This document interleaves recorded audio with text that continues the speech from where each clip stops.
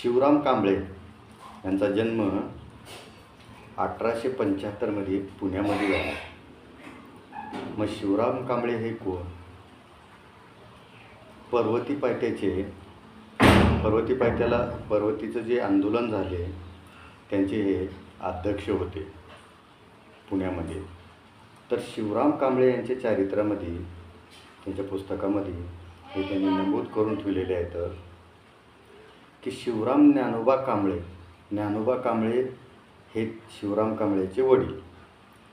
ज्ञानोबा कांबळे हे भांबुर्डी गावचे वतनदार होते. कुठले? भांबुर्डी गावचे वतनदार. इथं पुण्याजवळ भांबुर्डी गाव आहे, त्या गावचे वतनदार होते. तर भांबुर्डी गावचे वतनदार असल्यामुळे तिथून पुण्याला आले. पुण्याला येऊन इंग्रज अधिकाऱ्याच्या इथं नोकरी करत होते. तेव्हा 1875 शिवराम कांबळेचा जन्म झाला आणि त्यांनी इंग्लिशमधून मराठीमधून हे शिक्षण घेतले. वयाच्या 30व्या वर्षी असताना शाहू महाराजांची 30व्या वर्षी छत्रपती शाहू महाराजांची भेट झाली. शाहू महाराजांसोबत पत्रव्यवहार चालू झाला आणि अशीच एक घटना आहे, कोल्हापूरहून आहे. भास्करराव जाधव हे शिवराम कांबळेला एक लेटर लिहितात आणि शिवराम कांबळेला हे त्या लेटरमध्ये सांगतात की सरदार सिद्धनाथ महार हे पेशव्याच्या सैन्यामध्ये होते.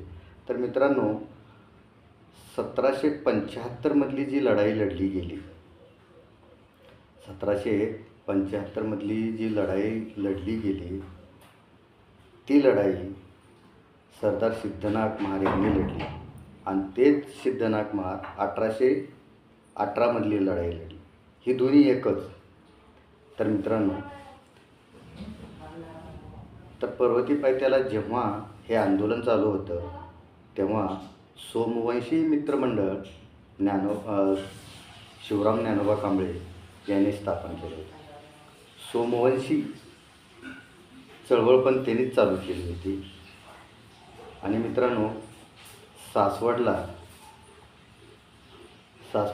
52 गावाचे जे महार जे आहेत तर त्यांची सभा पण भरवलेली होती.